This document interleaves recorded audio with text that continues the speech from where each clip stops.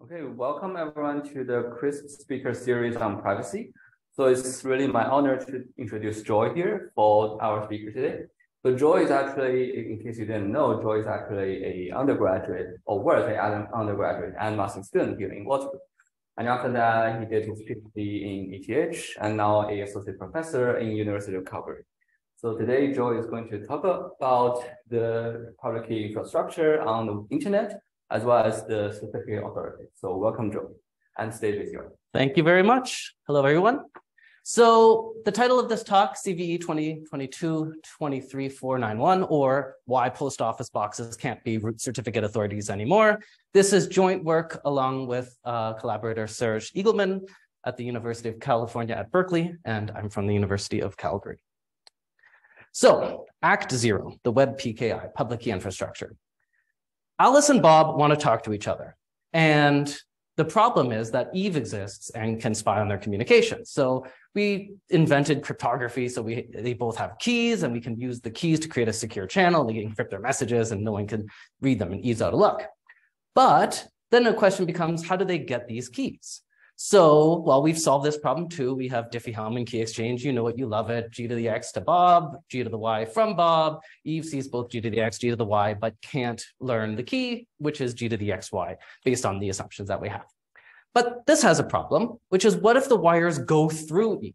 Now, when Alice sends G to the X, Eve can change it to X prime, send G to the X prime to Bob, who effectively ends up negotiating a key with Eve instead of with Alice. The result is Alice and Bob have both done a key exchange, but they've done it with Eve, thinking it was with Bob. This is a classic man-in-the-middle attack. Resulting is that the keys that are negotiated are different, and Eve knows both of those, so can spy on the communication. So we've solved this problem too. We have public key signatures. So when Bob sends his key negotiation parameter, he includes a signature on that message, and Eve can't do anything about that. And Alice has Bob's public key, so can validate the signature and realize that, yes, I negotiated a key with Bob. But now the question is, how did Alice actually get Bob's public key? You have to imagine Alice is you and Bob is a website. You're not going to get the public key from google.com in some out-of-band means. And the way to solve that is Alice asks, what's your public key? And Eve passes that on, and then Bob replies with this public key. And at this moment, Eve can just swap it out for hers. And then Alice would be none the wiser, thinking that Bob's public key was actually Eve's. So, well, we've solved this problem too. We introduced Trent. Now, Trent is trusted. We trust Trent. Everyone loves Trent, and everyone has Trent's public key. Everyone. And Trent is also in charge of assessing who Bob is and make sure that he knows what Bob's public key is and can sign a message. And we call this a certificate for a public key. And that can just be passed around right to Alice. And Alice says, Bob's public key is this, and I trust it because Trent said so, and I trust Trent. So, new question, how does everyone have Trent's public key? And as well, I have a lot of questions about Trent. I want to know a lot more about why I trust Trent. So this is the sticky problem that remains in security, bootstrapping trust. We have so much that works effectively if we have the authentic public key. If we don't have the authentic public key, there's really nothing we can do to establish trust. Bootstrapping trust remains the hard problem of securing the internet communications. So the way that most of you obtain your certificates that you trust, the way that you decide who Trent is and who is eligible to be Trent, comes to a large degree from the decisions made by Mozilla. So Mozilla has an open forum for discussing inclusions of new root certificate authorities, or Trents in this model. And a bunch of software projects simply tail their decisions. So if Mozilla adds a root certificate authority, then these downstream projects will just adopt that as a matter of updating their software. Other vendors, such as the other major companies, Google, Apple, and Microsoft, they don't follow Mozilla's decisions, but they certainly pay attention to the discussion, pay attention to the process, and have respect for this open process that Mozilla offers the community. So to a large degree, Mozilla plays an important part in actually establishing who Trent is, and that ends up becoming the root certificate authorities on all your computers. Now, this is the list of Trents that you will probably have if you look at your Firefox browser and see which are the companies that you trust. And it's a lengthy list, of course. There's many root certificate authorities, many trends in this model. And one issue with the Web PKI model is that they're not compartmentalized or scoped in any meaningful way, but rather all root certificate authorities are equally valid to sign a public key. So if I have a certificate from a root authority that I've never used before, I won't treat it any differently than the same certificate with a different public key from one that I've always used when visiting that site. A signature from any root certificate authority is as valid. All the trends are equal when it comes to signing for those keys. You'll see the lock icon, and that's your interaction with this entire ecosystem, is the visibility of this icon. So in principle, there's nothing wrong when some obscure Dutch certificate authority starts signing many hundreds of Iranian websites out of nowhere when they never did that before. And this isn't a hypothetical example. It happened with DigiNotar. They seem to have lost control of their private keys so that people were able to generate forged signatures. And it happened that hundreds of Iranian websites or websites popular in Iran suddenly were getting forged certificates. Now, we might look at this and say, well, with the situational awareness of all of the certificates that are issued, we could detect something is anomalous here. Like this never was producing this many certs. It wasn't producing certs for these places. But without, if you're just the victim of a bad certificate, if you're just given a bad certificate, you don't have that global perspective. You see a Trent signed cert and you are happy to use it. So we solve this problem too. We call it certificate transparency. And the idea here is that every new certificate that gets created is added to a list. And that allows, it doesn't prevent the generation of bad certificates, but it brings in accountability. Any of us can be scrutineers to the effort of these certificate authorities by observing the certificates that are generated in real time and look for anomalous behaviors like a certificate authority that may have been compromised. It also allows you, as a website operator, to look at the certificates that have been generated for your website and make sure you know that, yes, I recognize these CAs and I've generated them at these times and nothing's odd there.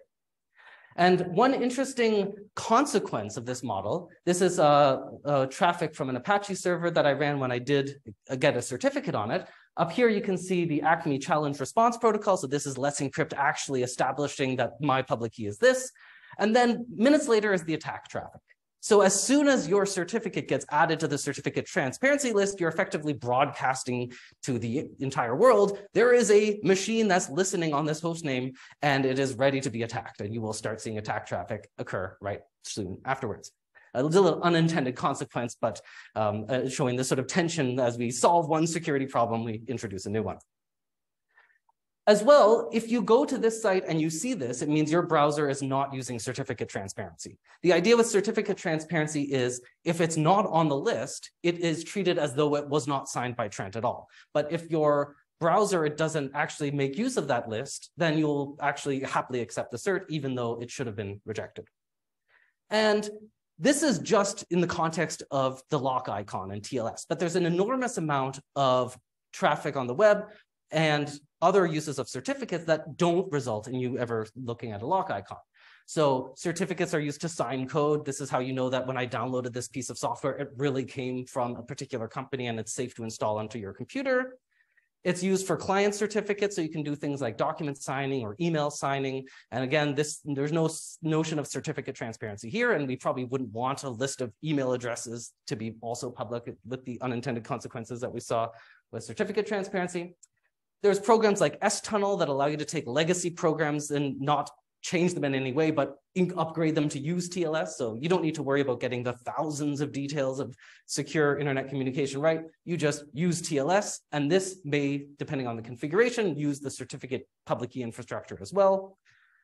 If you have used Python and you use pip, you probably have the Certify package somewhere on your computer. Certify just provides all of Mozilla's decisions as a Python package so that it can be used to do TLS communication within Python. There's a lot of web traffic that is over HTTP, but it's not actually web browsing. So things like remote procedure calls over HTTPS or APIs that are implemented, any app is going to be communicating with servers over HTTPS, and you won't actually see a lock icon, and it won't necessarily be using certificate transparency either. And if you've ever typed git clone and HTTPS, you are relying on the public key infrastructure to download code onto your computer and possibly /configure, make, and even sudo make install. So you are reliant on the public key infrastructure for that as well. All of this is to say that certificate authorities have highly trusted roles in the internet ecosystem. So Act 1, the Colib malware. So a couple of years ago, I discovered a malware, and I get to call it a malware because I found in some network traffic that another app had detected it, found the malware on my phone that I was using for developmental purposes and labeled it as the Colib malware. So it definitely is malware. And I had discovered it among a bunch of apps, but one in particular was this Wi-Fi mouse HD free. And this one stuck out to me a little bit because it did not ask for location as one of its permissions, but I did observe it sending location protected information. In particular, it was sending the MAC address of the router I was connected to as to its home servers. And so routers, you know, they have serial numbers, these MAC addresses, and they also don't tend to move around a lot. So the internet has mapped all of the MAC addresses of routers to their location, and now just accessing that router is the MAC address of the router is the same as getting location information. This is considered by the FTC to be location information, and Google requires a permission in order to access it. And the way that they were getting it is to read the ARP cache from the device. So they would open /proc/net/ARP, and the MAC address happened to be there, and they were able to obtain that information that way. And they did some other weird things too. They, for instance, did a plug and play home network scan of all your IoT devices and have them report back information about your local network. And in fact, my router happily replied back with its MAC address as part of the response that it gave there, but this was not the side channel that they were exploiting. And then they delivered this traffic to a server called mobile.measurelib.com. It was an enormous payload of data. It had all of the apps you had installed on your device, the date that you installed it. It had your phone number. In some cases, it had your email, other device identifiers.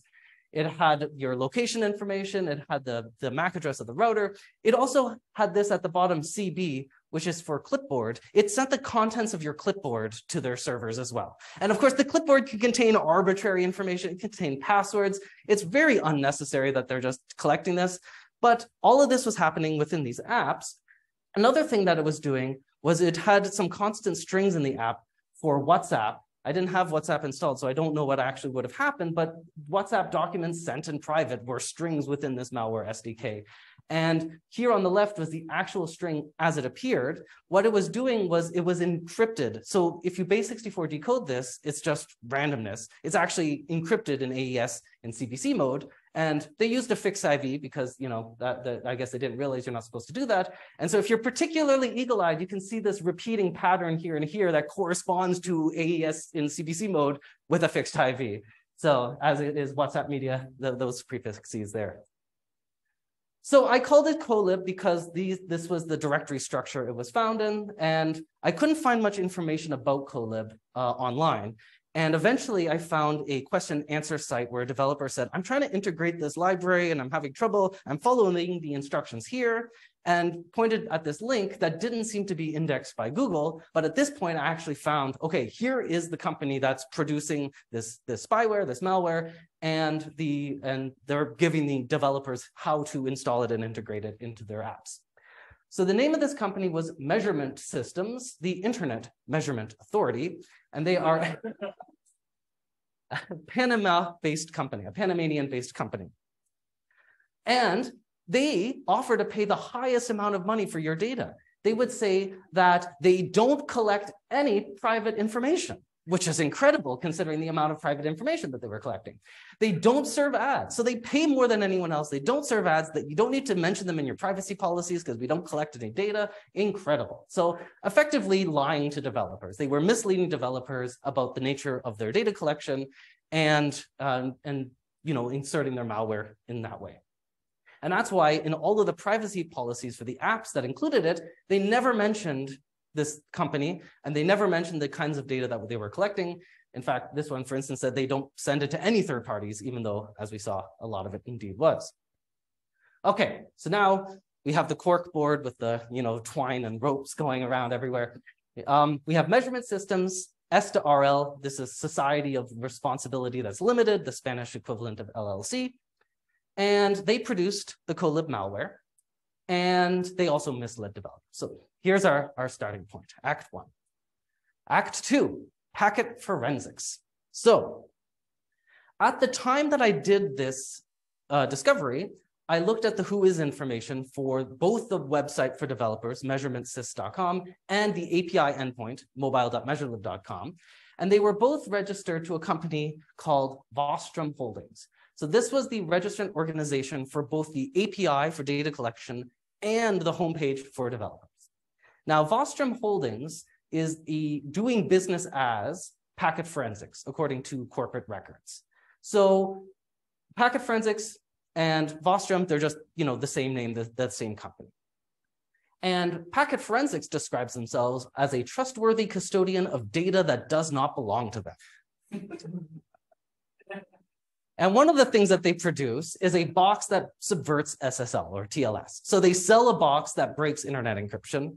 And this was discovered by security researcher Chris Segoyan, who attended the Wiretappers Ball back in 2010 and was pitched about this information and exposed it and put it out there. Effectively, Wired wrote an article where they reached out to a company spokesman, Ray Salino, who initially denied that it performed as advertised, but then the next day said, actually, it does, but it's nothing special or something like that. Now, it's interesting because Ray Salino also registered a company called Measurement Systems, LLC in Virginia. So, I mean, this proves nothing. I mean, I can register a company with the same name as any other company. It's totally fine to register. It's just interesting. It's certainly, it caught my attention, let's say. So I worked with the Wall Street Journal on this story, and they ended up publishing their findings as well. They did their own investigations. They interviewed some developers who included the malware and learned how the company approached them to insert it into their app. So they had selected particular apps to include it in. And they were confident to say that the code placed by Measurement Systems is tied to this US national security contractor, namely Packet Forensics. Now, the Wall Street Journal reached out to Packet Forensics and asked them about this Measurement Systems Virginia company. And the same week, that company dissolved. So, I mean, it could have been a coincidence, right? It could have been that they found it in 2014, and then the same week that Wall Street Journal reached out, they're like, oh, we're done our business. We don't need this company anymore. It's just interesting that Ray Salino, the president of Measurement Systems, decided that was the moment that the company had concluded its business.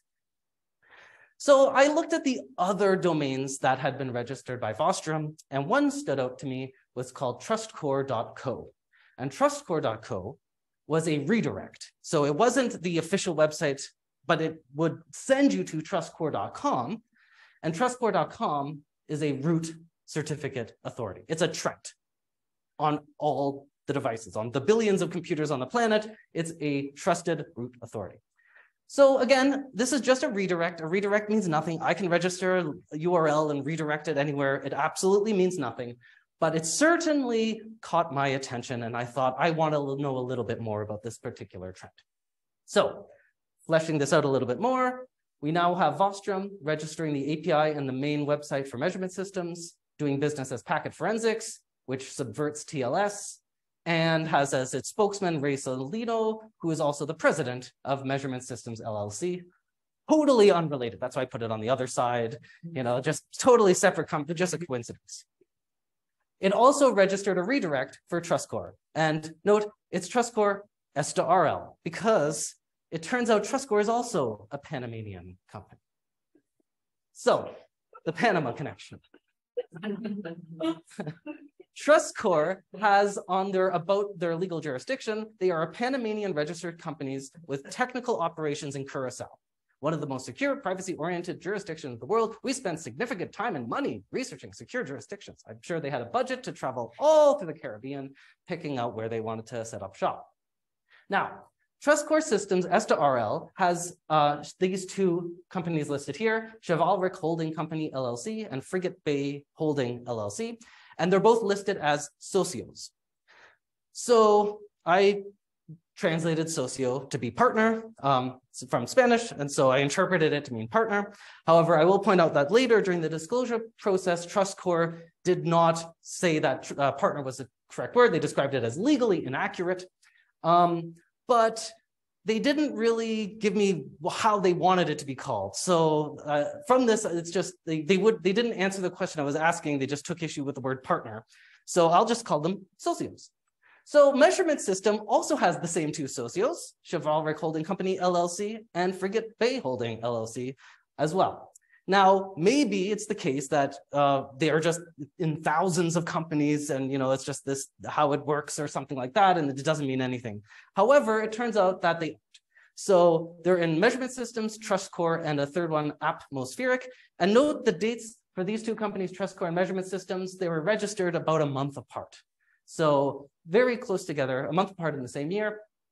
And for Chivalric Holding Company, there's also a New Mexico version of with a similar name, Chivalric Holding Company LLC, and it's 11 Times Square as its head office. I looked at Frigate Bay Holding LLC, again, same three set of companies that it was responsible for. And in this case, I was able to get the actual paperwork from Wyoming, where there is also a Frigate Bay Holdings LLC. Here we have our Raymond Salino, who created this company as well. Like, what an incredible coincidence that he just names companies after other companies. I don't understand exactly what's going on, but definitely continued to keep my attention and focus on what was going on. So at this point, I went to the certificate transparency to see if there was any evidence of a bad certificate. I found no evidence of any bad certificate ever being issued. Possibly this is the certificate transparency doing its job. If they were issuing bad certs, it would be foolish to put it onto this list where anyone can then go and notice that. So no evidence of bad certs, but some evidence of bad vibes. Now, back to this map. We have Chivalric Holding Company LLC, socios for both Measurement Systems and TrustCore. We have Frigate Bay Holding, again, socios. And Ray Salino, the manager of Frigate Bay Holding LLC, Holdings with an S, totally different companies. Well, this one has an S as the manager there.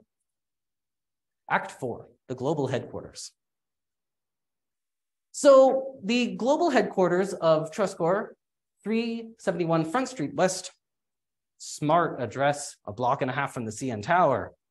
What a beautiful building. You wonder what floor they're on? Well, it turns out they're at a sleeve in the UPS store. Their corporate address is apparently a mailbox at the UPS store and aren't even an Ontario company since 2016. So headquartered here for some reason, but they're a Panamanian company with no actual Canadian legal presence. And according to TrustCore's own assertions about its operations, they said that their data centers are in Phoenix. So I had thought it was Curacao because they said technical operations are in Curacao, but apparently they're headquartered in Toronto, data centers in Phoenix. That checks out because they were hiring a PKI security engineer in Phoenix. They were hiring a systems engineer, must be located near the Phoenix area. Job is remote with occasional trips to data center facilities. I love this. Ability to work with limited oversight. Just what we want in a certificate authority. Now, this means nothing. I just included in because it's gratuitous, but I just find it bemusing. But of course, this means nothing. But it turns out Packet Forensics also is a presence in Arizona. It turns out they're actually on the same data center. So the servers of TrustCore and the servers of Ostrom are in the same building.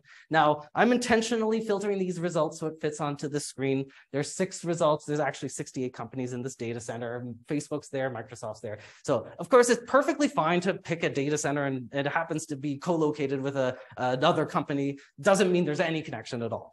But it is odd that a Panamanian company of all the data centers in the world chooses the one where Packet Forensics is, and it just finds that a bit interesting nevertheless.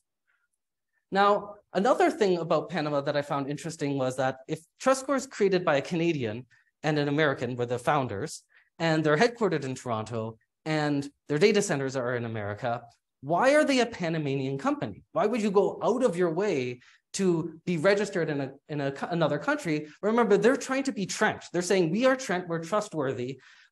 And they choose to have as their registration a country that ranks relatively poorly on the list of perceived corruption.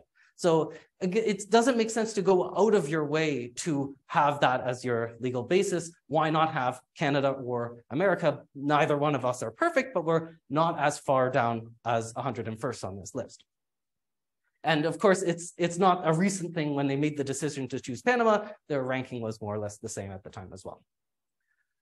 All right, this takes us to Act 5, message safe. So TrustCore has as one of its product, message safe. Message safe is an end-to-end encrypted email service. And end-to-end can be a vague term or not perfectly defined, but message safe spells it out saying messagesafe.io cannot read your email. So they're making it very clear what is meant by end-to-end encryption, what we all sort of generally assume to be the case, that Alice and Bob are the only ones who can read the message, not some service provider along the way. So this, and I created an account and I got my SMIME certificate signed by TrustCore. And I looked at the HAR file, which is just the transcript of network communications generated when you're doing browsing. And I went and I sent some email and found that it was being sent in the clear. I mean, it was encrypted to api.messagesafe.io, but they were able to decrypt it and read the content. So they were indeed able to read the body of the text, to read the subject, and files that I had attached were sent in base64. All of this was very visible to them. It's not the case that they couldn't read your emails. And actually, I was a bit disappointed it wasn't more elaborate. They're a root certificate authority. They actually could have done something involving bad certs, and that would have fooled me. But this was the simplest test I could do. I sent an email, I looked at the transcript, I saw the text in plain. So concluded that they can indeed see my email.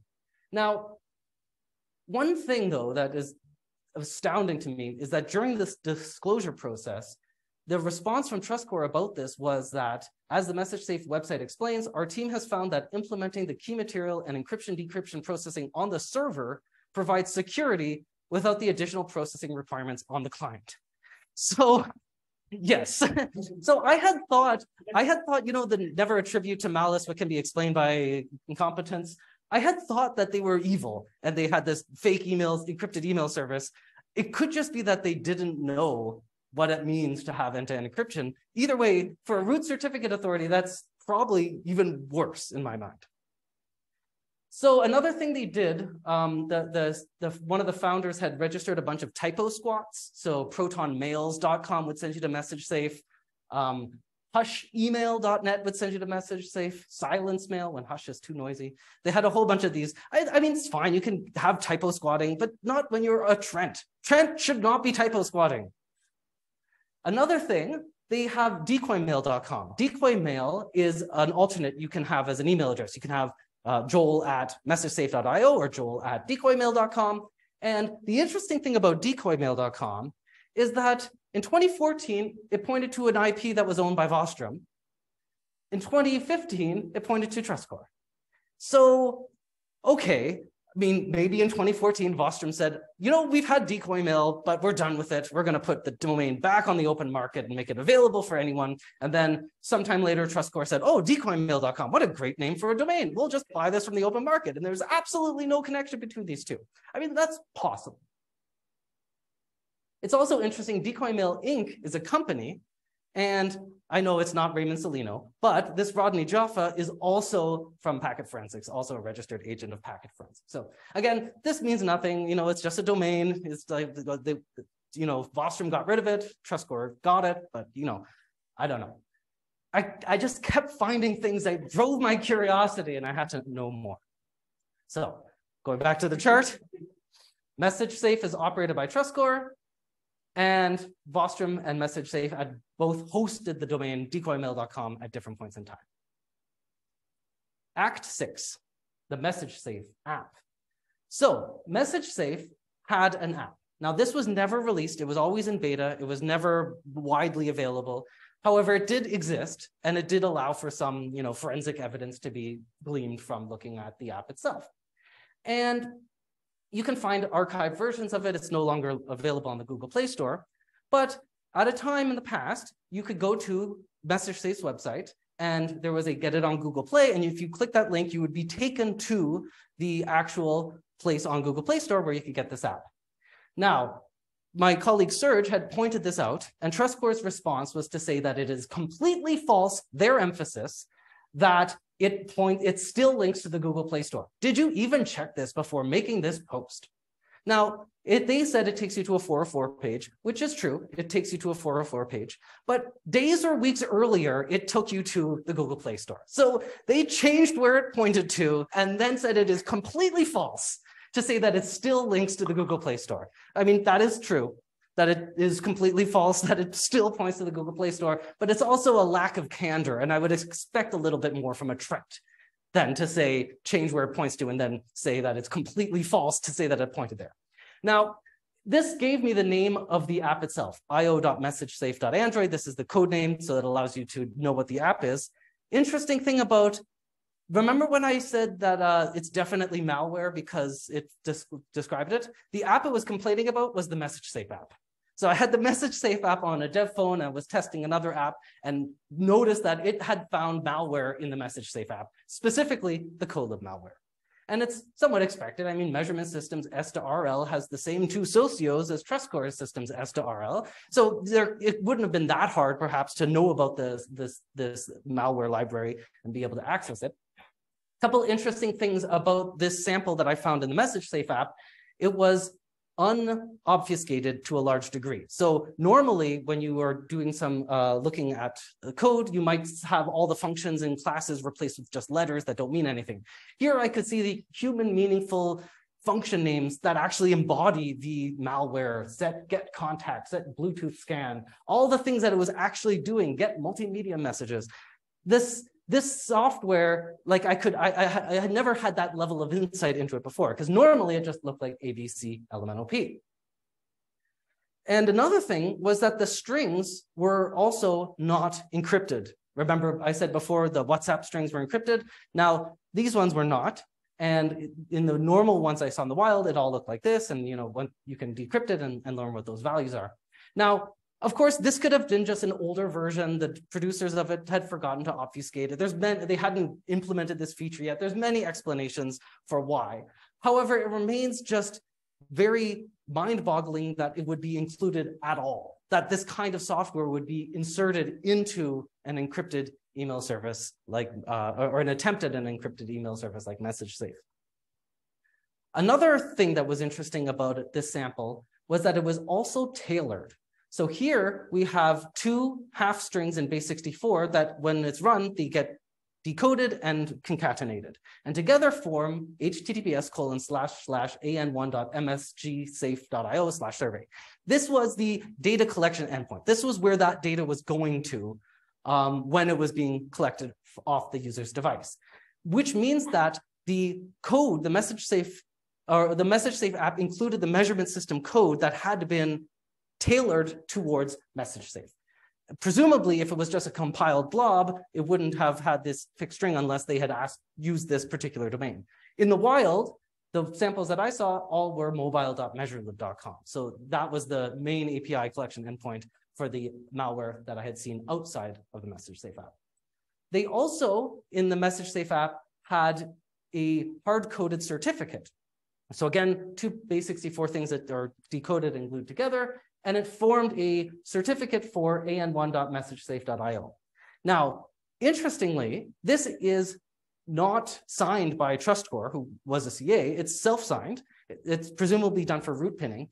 And TrustCore's response on this was that the developer who inserted this acted outside of their authority. They were not supposed to include this. It was not approved by TrustCore. And this further substantiates that because indeed it wasn't involving TrustCore to produce the cert. Nevertheless, it is the case that this certificate was encoded in the measurement system's code that was presumably compiled and given to MessageSafe for inclusion. So it was in some degree tailored by somebody so that it would have a certificate for an1.messagesafe.io as well as the string an1.messagesafe.io. All right, back to here. We now have MessageSafe included the Colib malware. And I mean, this may seem uneventful, but this is probably the most important and relevant finding for this entire work. But we'll get to that in a moment. I want to give one last act, the auditor. So certificate authorities need to be audited. And there's a list of approved auditors for doing web trust audits. And this is maintained by CPA Canada. So Canada's Professional Society for Accountants is the one who decides who gets to be an auditor for the web trust program. And if you're on this list, then you can be an auditor for root CAs, and CAs need to be audited every year. Now, you might not know a lot of auditors, and you might not know a lot of root certificate authorities, but to the degree that you know some, you will probably find some overlap. So for instance, BDO audits Sectigo, and then they audit DigiCert, and Ernst & Young audits Google, and Shellman audits Let's Encrypt for the Internet Security Research Group, and BDO audits Amazon, and they audit as well Microsoft, Deloitte audits Entrust. The auditor that TrustCore used was the Princeton Audit Group, a certified public accounting firm. Now, they're free, of course, to choose any auditor, and they were on the list. So there's nothing wrong with choosing an auditor on the list and having them audit your operations. But there's a couple interesting peculiarities about this auditor. So first, their address is a residential townhouse in New Jersey. And this is in contrast to a lot of the other auditors on that list. They also have a post office box, but they are in fact on the list, but they're only supposed to be auditing operations in the United States, which is good because that's where their data centers actually were. But in all of their audits, they mentioned certificate authority operations at Toronto, Ontario, Canada. And all the audits that I had found over the years, it always just mentioned Toronto, Ontario, Canada. And the thing is, this is supposed to be a team of people going on site to a location and actually auditing the operations. It seems unbelievable to forget where you actually went to do that audit.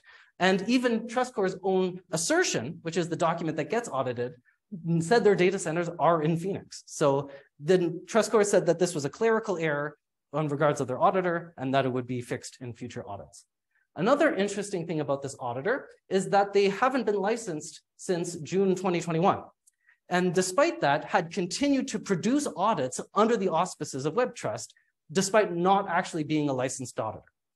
Now, I don't personally believe that the quality of the audit would have materially improved had they remembered to renew their license. It's just, this is why auditors exist. It's these details. It's getting all the little bits and pieces exactly right, which is why we trust auditors to do this kind of work. And it doesn't instill me with a great deal of confidence that they weren't a licensed auditor. So I actually went to WebTrust and I told them, I have a question. This auditor is unlicensed. Do you need to be a licensed auditor to be a WebTrust auditor? And a few days later, Princeton Audit Group was removed off this list. And I didn't get a response yet. So I emailed back and I said, I've noticed that Princeton Audit Group is no longer on this list. Can you explain why? And they said, no, we don't share the details of why we had to remove. And I'm like, okay, what are the conditions by which you decide whether someone can be a WebTrust auditor? And their response is, oh, that's also private. So it remains to me unclear if you actually need to be a licensed auditor to do a WebTrust audit. And in fact, the empirical evidence is that you don't, because for a year or longer, they were listed and produced audits with the auspices of WebTrust. And when they were removed, there was no real announcement that these audits done in the past were invalid. It was just as though they weren't on the list anymore. So at this point, I bring this to the attention of the community and begin my disclosure. And not everything I presented in this talk I knew at the time. Some of it came out during this disclosure process. For instance, I didn't know about the auditor aspect until afterwards. But I went to Dev Security Policy and I posted my the embodiment of what I found, and Serge followed up with his analysis that he had done, and it began this public discussion. Now, I'll point out that I said no evidence of bad certs. I have no evidence that they've ever abused their authority in any way. Just this collection of circumstances is giving me some bad vibes. And they adamantly denied any connection to Vostrom. And as well, they weren't able or weren't willing to fully detail the complete ownership structure, and it was vague exactly what was happening behind with all these holding companies and the Panama registration. And so while they were firm that there is absolutely no connection to Vostrom, they also didn't feel like they alleviated any of these specific issues. But after a long discussion, Mozilla weighed in, and Mozilla said, well, forget that. Let's just focus on this. This is the things that we know for sure. Either they have been admitted or they have made no attempt at refuting any of this. And from this, Mozilla said that TrustScore and MessageSafe were not at arm's length. The same person was in charge of the day-to-day operations for both TrustScore and MessageSafe. They said that MessageSafe had problematic behaviors, that it included the malware, that it misrepresented the end-to-end encryption, and as well, it was considered to be the main reason why we all needed TrustScore root certificates on our computers, because they were giving the S/MIME certs to all the MessageSafe users, and they wanted that functionality to work for everyone. But it had these problematic behaviors, namely not even being end-to-end encrypted. As well, and this was documents that Mozilla had that I wasn't aware of, but the founder and CFO of TrustScore was also an agent for both the holding companies. So as well, these weren't anonymous investors that had no real connection. It was the founder of the company was also a registered agent for both of these holding companies. From this, Mozilla concluded that this is too close to a spyware operation, that you cannot be a root certificate authority if you are this close to, if this closely tied to a malware operation that's occurring. So Mozilla moved to distrust them, and as well, Microsoft and Apple and Google all did the same. So Act 9, the remediation. A few months ago, Mozilla on their wiki added a few new considerations for root inclusions. And they broke it into unacceptable behavior, concerning behavior, and warning signs. So unacceptable, you don't get to do these things. Concerning behavior, if you do a couple of them, maybe we'll kick you out. And warning signs, these are going to bring a little more scrutiny to your operations. And I won't go through all of them, but there's a bunch that are quite relevant to this disclosure that I want to share with you. So first, they say there is reasonable suspicion that the CA is closely tied through ownership or operation to the distribution of malware, spyware, network surveillance, and cyber espionage. And I want to point out here, Mozilla chose to use reasonable suspicion, not beyond a reasonable doubt, not on the balance of probabilities, but to emphasize how important it is to really trust our trends. That the power that Trent has on people's device to break all of internet security is too great that even a reasonable suspicion that they're tied to malware or spyware is enough to be a red line for Mozilla for inclusion. As well, some of the concerning behaviors include using a post office box as your official address, using an auditor that doesn't audit any other certificate authority. So Princeton Audit Group was an example. It only audited TrustScore. It didn't audit any other certificate authorities. So not a red line, but still concerning behavior. And a couple of these might get you removed as well. The certificate authorities' representatives are not fully transparent on matters such as legal domicile and control. So not admitting or not explaining who actually owns the company and what the relationships are with those who control it. You're in a country or you have a business nexus in a country that has a low score on internet freedom or a low score on corruption perception. So again, Panama would have scored less than 50 on the corruption perception index. And what this says is that that's fine. You can have a business nexus in such countries, but you have to prove that you've implemented anti-corruption mechanisms such as ISO certification in order for this not to be considered a concerning behavior. And the certificate authority is owned or funded by an individual or government that's also known to fund a vendor of software for network surveillance, cyber espionage. And finally, they use a shell company or other kind of misdirection to obfuscate or divert attention away from any of their real relationships with organizations and governments. So that takes us to the conclusions. First, certificate authorities have highly trusted roles in the internet ecosystem. I'm quoting here Kathleen Wilson from the head of the Mozilla's root program. This is what she said, and it's absolutely true. All root certificate authorities are equally valid. So if you get a signed cert from a Trent, it doesn't matter who that Trent is, they're all the same. They all have the same ability to sign a public key within the domain of domain validation or code signing or S/MIME certificates. And so as a result, it's important that every single Trent that we trust is acting in good faith and is an honest, trustworthy certificate authority. As well, certificate authorities are used for far more than just the lock icon. There's a lot of software that ends up on your machines and a lot of communication that occurs that's not in the browser with no lock icon available, and which will not use certificate transparency necessarily. And all of this is vulnerable to a rogue CA. And finally, this certificate transparency is good. It works. We need more of it. We need certificate transparency on code signing, and we need certificate transparency for non-browser TLS. And we need to figure out a way to do it where we don't have the unintended consequences of publishing every host name that ever appears on the internet where that's summarily attacked. All right, so thank you very much all for your attention, and I'm happy to take questions. Okay, people online can use the Q&A functionality to ask questions, and people in the room, of course, can just raise your hand or something. And yes. So why is that the certificate authorities get to pick their auditors? That seems a bit weird. Okay? They get to pick their what? Auditors? Yes. That's really weird. Do you have any ideas why that's work? I think that it's just the standard. Please repeat the question, Joel. Oh, right. Sorry. The question is, why do the certificate authorities themselves get to choose who audits them instead of it being like some random process? I mean, that's an excellent question. Certainly in some fields, it's normal practice to rotate auditors to avoid excessive chumminess. And there's probably going to be some movement on this as well. I believe that the idea of rotating auditors was considered as well by Mozilla.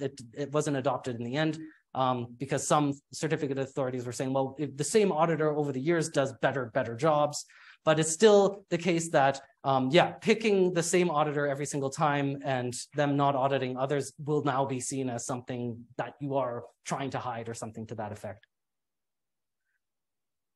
Any questions in the room before I look at the chat? Okay, how to launch the chat? Maybe you can help. It's the Q&A, not the chat, but there are no questions in the Q&A yet. Oh, yeah. In general, how often do you find like evidence like this? This is the only time I've ever investigated a root certificate. Oh, the question is, how often do I find things like this? And the answer is, this is my first such finding. It's spun out of finding the malware. So my main research focus is like analysis of apps for privacy behaviors and looking for anomalies there. And when I found, for instance, the exploiting of a side channel to get router information, that's what made me do a deep dive into this particular app and then this sort of just all grew out as I sort of walked you through. This whole presentation is basically my exploration that I did as I went along. But yes, this is the first time I've ever done this kind of deep investigation into a root certificate authority, but it will not be the last. So now there is a question in the Q&A. Okay. I don't know can you see it directly or should I read it out? Read it out, please. Okay. How did you know where to look to find all these connections? Any tips? Yeah, so basically this is the art of OSINT, I suppose. So the corporate records you can find with open corporates, they list all of the companies and all of the information that they source from everywhere. Then they also link to government sites. So often many places will have the ability to search a database for companies and you get the actual paperwork. Not everywhere, but like as you saw for New Mexico, I couldn't, but for Wyoming, I could. And so that's another way to access these sorts of corporate records to find out who's responsible.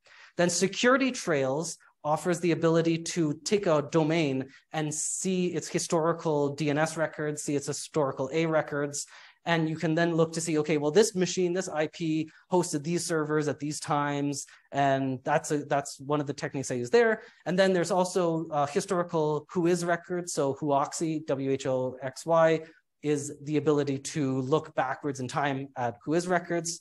And then effectively, that's it. Basically, stitching together the pieces that you can and doing a little digging. And it also helps working with journalists because they do this stuff regularly. And so I definitely got a master class from the Wall Street Journal people when I was originally working on that malware story. Yeah. Regarding to how you find these attacks, I'm seeing the messages is like capturing the IMSI, capturing the career. So it's all from your phone, right? Isn't a little bit trivial if you go look into the traffic load and you see there's something larger than expected. So you find these surveillance. Is that how it works? Yeah, basically, I have a phone where I've heavily instrumented it and I monitor all the network communications, even if they're using cert pinning. So I'm not doing a man-in-the-middle attack, but I'm doing a instrumentation of the sockets as they're being read and written to.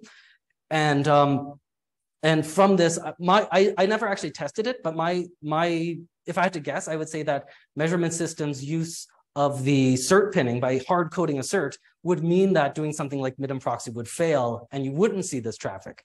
But by instrumenting the sockets, I was able to see this traffic. And indeed, when I saw it, what stood out was the transmission of router information in an app that didn't have location permission. If that didn't happen, I might not have never even found it. Right. So it was weird that they were sending email and phone number, but I wouldn't have necessarily put the kind of dedicated forensic investigation into it had it not been for them also exploiting a side channel to get information that they weren't supposed to have. And actually, in the Wall Street Journal, who interviewed an app developer and had received some of the emails that they got, it said that it's good if you have location permission, but you don't need it to include our SDK. So possibly because they were exploiting a side channel to get equivalent information. I have another question. It's like the solution to your the whole presentation. Is that you're saying every trust from the trend should be moved to the auditors? Is that the solution of everything? If you're reducing the trustworthy experience, the payments, the auditor team, so everything involved? So the question is, do we move the trust from Trent to the auditors? Yeah. And so, I mean, this is the hard problem that I sort of alluded to at the beginning, right? We have keys, but then we need the public keys exchange and authenticity and all of this stuff. It ultimately goes down to who is Trent. And then when we look there, it turns out, well, Trent's trustworthiness is established by auditors, and the entity that chooses the auditors is WebTrust, and WebTrust doesn't make public their criteria for inclusion. So it gets to this awkward point that, yes, I mean, it would be great if we could just say, well, the auditors are all trustworthy, and they will ensure that the root certificate authorities' operations are absolutely impeccable and beyond reproach, and they are absolutely trusted. But I'm not sure if that is ultimately the case if we can't know what are the criteria that allowed, for instance, the Princeton Audit Group to be included as a WebTrust auditor, despite not actually being licensed. Yes? I mean, since this all started with this side attack, has this side channel been fixed? The question is, has the side channel been fixed? And yes, the answer is yes. So, and again, the reason this side channel exists is MAC addresses were never meant to be location, right? Like this is a core basic part of networking, but now we're living in this corporate surveillance world where your phone's MAC address is a burned in serial number that tracks you forever. And your router's MAC address is now your location information. But the early design of these programs in the kernel and APIs to access things, they were never meant to protect MAC addresses, right? There was another side channel I discovered, which was an ioctl was used to get your device MAC address. So they would open a socket and then use an ioctl to extract your MAC address, your local MAC address from that socket. And this was Unity. I mean, this is a big company that was doing this. And so it's very much the case that, you know, it's just, we never thought to protect this before. So there's going to be more side channels, I'm sure, to access this information. But the proc/proc/net/arp, I believe has now been closed. I notified Google about it some years ago, so.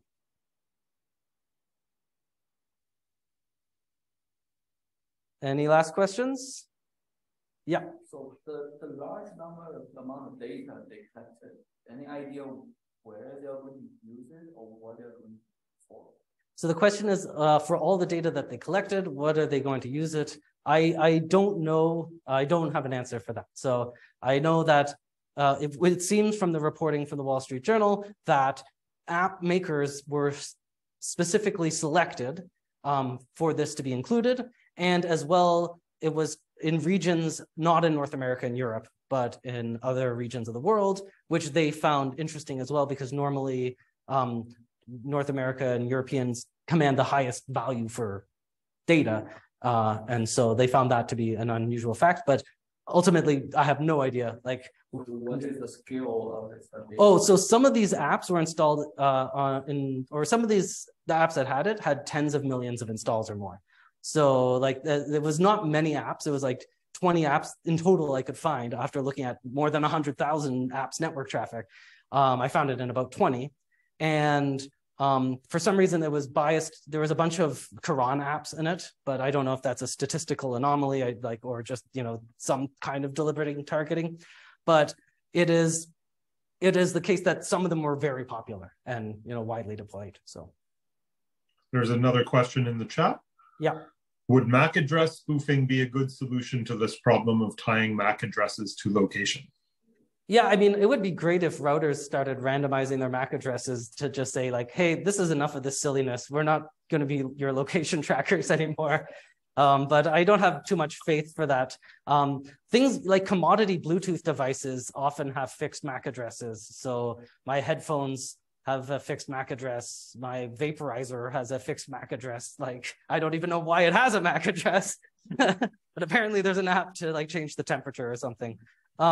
And so if we can't get consumer portable devices to use MAC address randomization themselves, I don't know what we can do about the routers. Okay, there's another question on the Q&A. Do you think there should be open transparency for the certificates? Anyone should be able to audit it, perhaps use a system like blockchain? Yeah, I definitely like that idea. I don't know exactly how it should be implemented, because obviously if we created for every email address who got an S-MIME cert that gets published on a list, it's a spammer's dream come true. So it's definitely, we need more certificate transparency, but ideally we can do it in a way that achieves the security goals without introducing extra vulnerability goals. But yeah, certainly for code signing and for non-browser TLS, we need to have, if things like wget and other programs like that would start you relying on certificate transparency just for the domains that they access, that would also ensure that some of the rogue CAs wouldn't be able to attack on that front either. There's one more question in the chat.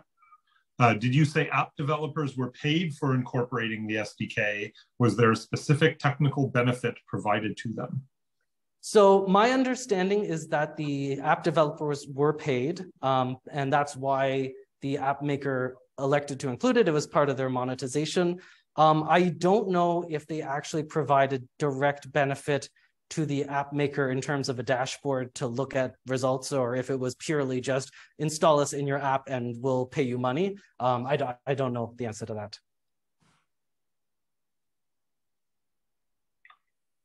Okay, we're just about out of time. Are there any last questions in the room?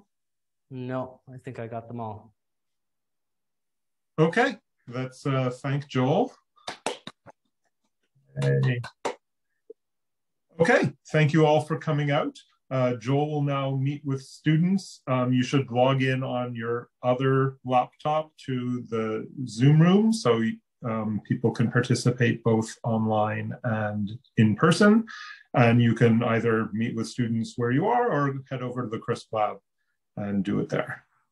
Sounds good. Okay. I want to check out this new lab. So great. Thank you all for coming.